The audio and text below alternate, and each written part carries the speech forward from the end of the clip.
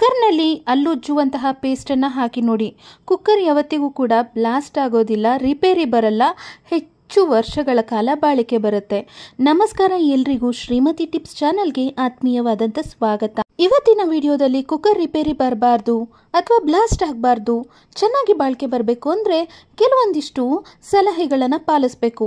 ಯಾವ ಥರ ಸಲಹೆಗಳನ್ನು ಪಾಲಿಸಬೇಕು ಅಂತ ನೋಡೋಣ ಬನ್ನಿ.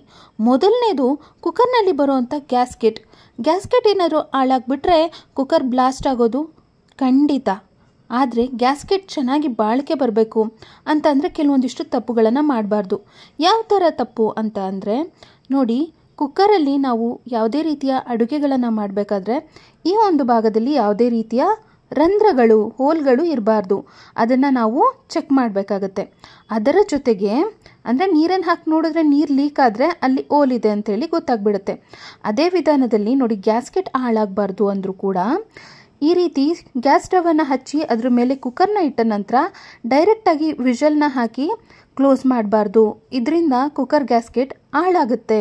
ಕುಕ್ಕರ್ ಹೀಟ್ ಆಗೋದಕ್ಕಿಂತ ಮೊದಲು ಈ ರೀತಿ ವಿಷಲನ್ನು ಹಾಕಿಬಿಟ್ರೆ ಗ್ಯಾಸ್ಕೆಟ್ ಹೆಚ್ಚು ದಿನಗಳ ಕಾಲ ಬಾಳಿಕೆ ಬರೋದಿಲ್ಲ. ಅದರ ಜೊತೆಗೆ ಲೀಕ್ ಆಗೋದು ಕುಕ್ಕರಿಂದ, ಇದೆಲ್ಲ ತೊಂದರೆ ಆಗುತ್ತೆ. ಆ ರೀತಿ ಆಗಬಾರ್ದು ಅಂದರೆ ಕುಕ್ಕರ್ನಲ್ಲಿ ನಾವು ಮುಚ್ಚಳವನ್ನು ಮುಚ್ಚೋದಕ್ಕಿಂತ ಮೊದಲು ನೋಡಿ, ಈ ರೀತಿ ವಿಷಲ್ನ ಹಾಕೋದಕ್ಕಿಂತ ಮೊದಲು ಕುಕ್ಕರನ್ನು ನಾವು ಸ್ಟವ್ ಮೇಲೆ ಇಡ್ತೀವಿ ಅಲ್ವಾ, ನಂತರ ಮುಚ್ಚಳವನ್ನು ವಿಷಲ್ ಹಾಕೋದಕ್ಕಿಂತ ಮೊದಲು ಮುಚ್ಚಿ ಸ್ವಲ್ಪ ಈ ರೀತಿ ಏರ್ ಬರೋದಕ್ಕೆ ಶುರು ಆಗುತ್ತೆ ನೋಡಿ, ಆವಾಗ ವಿಷಲನ್ನು ಹಾಕಿದರೆ ಗ್ಯಾಸ್ಕೆಟ್ ಕೂಡ ಹೆಚ್ಚು ದಿನಗಳ ಕಾಲ ಬಾಳಿಕೆ ಬರುತ್ತೆ, ವಿಷಲ್ ಕೂಡ ಕರೆಕ್ಟಾಗಿ ಕೂಗುತ್ತೆ. ಅದರ ಜೊತೆಗೆ ಈ ಚಿಕ್ಕ ಕುಕ್ಕರ್ಗಳನ್ನೆಲ್ಲ ಬಳಸ್ತೀರ ಅಂದರೆ ಯಾವುದೇ ಕಾರಣಕ್ಕೂ ಈ ರೀತಿ ಹೈ ಫ್ಲೇಮನ್ನು ಇಟ್ಟು ಹೀಟ್ ಮಾಡೋಕ್ಕೆ ಹೋಗಬೇಡಿ. ಇದರಿಂದ ಕುಕ್ಕರ್ ಗ್ಯಾಸ್ಕೆಟ್ ಕೂಡ ಹಾಳಾಗೋವಂಥದ್ದು, ಸಿಡಿಯುವಂಥದ್ದು, ಕುಕ್ಕರ್ ಬ್ಲಾಸ್ಟ್ ಆಗೋ ಥರ ಆಗುತ್ತೆ. ಅದರ ಬದಲಿಗೆ ಈ ರೀತಿ ಲೋ ಫ್ಲೇಮ್ನಲ್ಲಿ ಇಟ್ಟು ಅಡುಗೆನ ಮಾಡೋದ್ರಿಂದ ಕುಕ್ಕರ್ ಕರೆಕ್ಟ್ ಟೈಮ್ಗೆ ಕೂಗುತ್ತೆ ಮತ್ತು ಕುಕ್ಕರ್ ಕೂಡ ಬ್ಲಾಸ್ಟ್ ಆಗೋದಿಲ್ಲ. ಅಡುಗೆ ಮಾಡಿದ ನಂತರ ಕುಕ್ಕರ್ ವಿಷಲ್ ಬಿಟ್ಟ ನಂತರ ಅದನ್ನು ಕುಕ್ಕರ್ನ ಮುಚ್ಚಳವನ್ನು ಹಾಗೆ ಬಿಡದೆ ಈ ರೀತಿ ಮೇಲಿನ ಮುಚ್ಚಳವನ್ನು ತೆಗೆದು ನಂತರ ನೋಡಿ, ಈ ಗ್ಯಾಸ್ಕೆಟ್ ಏನಿರುತ್ತೆ ಅದನ್ನು ಮತ್ತು ಮುಚ್ಚಳವನ್ನು ಎರಡನ್ನೂ ಕೂಡ ನೀರಿನಿಂದ ಕ್ಲೀನಾಗಿ ನಾವು ತೊಳೆದು ಬಿಡಬೇಕು. ಈ ರೀತಿ ಸ್ವಲ್ಪ ಬಿಸಿ ಇದ್ದಾಗಲೇ ಇದನ್ನು ತೆಗೆದು ಅಂದರೆ ವಿಷಲ್ ಬಿಟ್ಟ ನಂತರ ವಿಷಲನ್ನು ತೆಗೆದು ಈ ರೀತಿ ಕುಕ್ಕರ್ನ ಮುಚ್ಚಳವನ್ನು ತೊಳೆಯೋದ್ರಿಂದ ಇದು ಕ್ಲೀನಾಗಿ ಕೂಡ ಇರುತ್ತೆ. ಗಂಜಿ ಎಲ್ಲ ಇರುತ್ತಲ್ವ, ಗಂಜಿ ಇರೋದ್ರಿಂದ ಹಾಗೆ ಬಿಟ್ಬಿಟ್ರೆ ಕುಕ್ಕರ್ನ ಗ್ಯಾಸ್ಕೆಟ್ ಕೂಡ ಹಾಳಾಗಿಬಿಡುತ್ತೆ ಮತ್ತು ಕುಕ್ಕರ್ ಕೂಡ ತುಂಬಾ ಕೊಳಕಾಗ್ಬಿಡುತ್ತೆ. ಇಲ್ಲಿ ರಂಧ್ರಗಳೆಲ್ಲ ಇರುತ್ತಲ್ಲ, ಅಲ್ಲೆಲ್ಲ ಹಾಗೆ ಗಲೀಜು ಅನ್ನೋದು ಕೂತ್ಬಿಡುತ್ತೆ. ಅದ್ರ ಬದಲಿಗೆ ಸ್ವಲ್ಪ ಬಿಸಿ ಇದ್ದಾಗೆ, ಗಂಜಿ ಎಲ್ಲ ಗಟ್ಟಿಯಾಗಿಬಿಟ್ರೆ ಅದನ್ನು ಕ್ಲೀನ್ ಮಾಡೋದು ಕಷ್ಟ ಅಲ್ವಾ, ಸ್ವಲ್ಪ ಬಿಸಿ ಇದ್ದಾಗೆ ಕ್ಲೀನ್ ಮಾಡಿದ್ರೆ ಗ್ಯಾಸ್ಕೆಟ್ ಕೂಡ ಹೆಚ್ಚು ದಿನಗಳ ಕಾಲ ಬಾಳಿಕೆ ಬರುತ್ತೆ, ಕುಕ್ಕರ್ ಕೂಡ ಕ್ಲೀನಾಗಿ ಇರುತ್ತೆ. ಹಾಗೆ ಮುಂದಿನ ಟಿಪ್ ನೋಡೋಣ ಬನ್ನಿ. ನೋಡಿ, ಕುಕ್ಕರಲ್ಲಿ ನಾವು ಅಡುಗೆನ ಮಾಡ್ತಾ ಇರ್ತೀವಿ, ಈ ರೀತಿ ಗಾಢವಾದ ಕಲೆಗಳಾಗಿರುತ್ತೆ. ತೊಳೆದ್ರೂ ಕೂಡ ಇದು ಅಷ್ಟು ಈಸಿಯಾಗಿ ಹೋಗೋದಿಲ್ಲ. ನೋಡಿ, ಇವಾಗ ನಾನು ಖಾಲಿ ಆಗಿರುವಂಥ ಹಲ್ಲುಜ್ಜುವಂತಹ ಪೇಸ್ಟನ್ನು ತೊಗೊಂಡಿದ್ದೀನಿ. ಅದನ್ನು ಈ ರೀತಿ ಚಿಕ್ಕ ಪೀಸಸ್ ಆಗಿ ಕಟ್ ಮಾಡಿ ಅದರಲ್ಲಿ ಸ್ವಲ್ಪ ನೀರನ್ನು ಹಾಕ್ಕೊಂಡಿದ್ದೀನಿ. ನೋಡಿ, ಇದರಲ್ಲಿ ಏನೂ ಉಪಯೋಗಕ್ಕಿಲ್ಲ, ಖಾಲಿಯಾಗಿದೆ ಅಂಥೇಳಿ ಬಿಸಾಕೋ ಬದಲಿಗೆ ಈ ಥರ ಮರುಬಳಕೆ ಮಾಡ್ಕೊಳ್ಬಹುದು. ಇವಾಗ ಇದರಲ್ಲಿ ಎಷ್ಟು ಪೇಸ್ಟ್ ಇದೆ ಅಂಥೇಳಿ ನೀವೇ ನೋಡ್ಬೋದು. ಸ್ವಲ್ಪ ನೀರಿನಲ್ಲಿ ಈ ರೀತಿ ಕಲ್ಕಿದ್ರೆ ಸಾಕು, ನೋಡಿ ನೀರಿನ ಬಣ್ಣನೇ ಬದಲಾಗೋಯ್ತು. ಖಾಲಿ ಅಂತ ಬಿಸಾಕೋ ಅಂತ ಈ ಒಂದು ಪೇಸ್ಟ್ನ ಕವರನ್ನು ನೀರಿನಲ್ಲಿ ಹಾಕಿ ಚೆನ್ನಾಗಿ ಈ ರೀತಿ ಮಿಶ್ರಣ ಮಾಡಿದರೆ ಉಳಿದಿರೋಂಥ ಪೇಸ್ಟ್ನ ಅಂಶ ಎಲ್ಲ ಈ ನೀರಿನಲ್ಲಿ ಬಂದ್ಬಿಡುತ್ತೆ.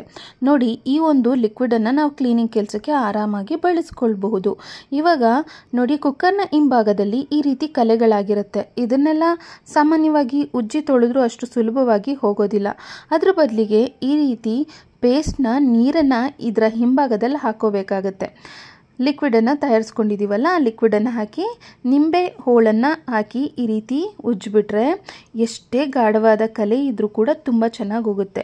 ನೋಡಿ, ನಿಂಬೆ ಹೋಳನ್ನು ಹಾಕಿ ಉಜ್ತಾನೆ ಎಷ್ಟು ಕಲೆ ಅನ್ನೋದು ಬಂದಿದೆ. ನಂತರ ಒಂದು ಸ್ಕ್ರಬ್ಬರನ್ನು ತಗೊಂಡು ಇನ್ನೊಂದು ಸ್ವಲ್ಪ ಲಿಕ್ವಿಡನ್ನು ಹಾಕ್ಕೊಂಡು ನೋಡಿ, ಪೇಸ್ಟ್ನ ಲಿಕ್ವಿಡ್ನ ಹಾಕಿ ಈ ರೀತಿ ಉಜ್ಜಿಬಿಟ್ರೆ ಆಗಲೇ ಎಷ್ಟು ಕೊಳಕಾಗಿತ್ತು ಈ ಕುಕ್ಕರ್ನ ಹಿಂಭಾಗದಲ್ಲಿ, ನಂತರ ಎಷ್ಟು ಚೆನ್ನಾಗಿ ಕ್ಲೀನಾಗಿದೆ ಅಂತೇಳಿ ನಾನೇ ನಿಮ್ಮ ಜೊತೆಗೆ ಶೇರ್ ಮಾಡ್ತಾ ಇದ್ದೀನಿ. ನೋಡಿ, ಪಳ ಹೊಳಿತಿದೆ. ನಿಮಗೆ ಈ ಎಲ್ಲ ಟಿಪ್ಸ್ಗಳು ಇಷ್ಟ ಆಗ್ತಿದೆ ಅಂದರೆ ಒಂದು ಲೈಕನ್ನು ಕೊಟ್ಟು ಹೆಚ್ಚಿನ ಜನರಿಗೆ ಶೇರ್ ಮಾಡಿ. ನೋಡಿ, ಮುಂದಿನ ಟಿಪ್, ಇನ್ನೂ ಹೆಚ್ಚಿನ ಟಿಪ್ಸ್ಗಳಿದೆ, ವಿಡಿಯೋನ ಸ್ಕಿಪ್ ಮಾಡೋಕ್ಕೆ ಹೋಗಬೇಡಿ. ಕುಕ್ಕರ್ನ ಈ ಭಾಗದಲ್ಲಿ ತಯಾರಿಸ್ಕೊಂಡಿರೋಂಥ ಪೇಸ್ಟ್ನ ಲಿಕ್ವಿಡನ್ನು ಹಾಕ್ಕೊಳ್ತಾ ಇದ್ದೀನಿ. ಇಲ್ಲಿ ಏನಾದರೂ ಕಟ್ಕೊಂಬಿಟ್ರೂ ಕೂಡ ಕುಕ್ಕರ್ ವಿಷಲ್ ಕರೆಕ್ಟಾಗಿ ಕೂಗೋದಿಲ್ಲ.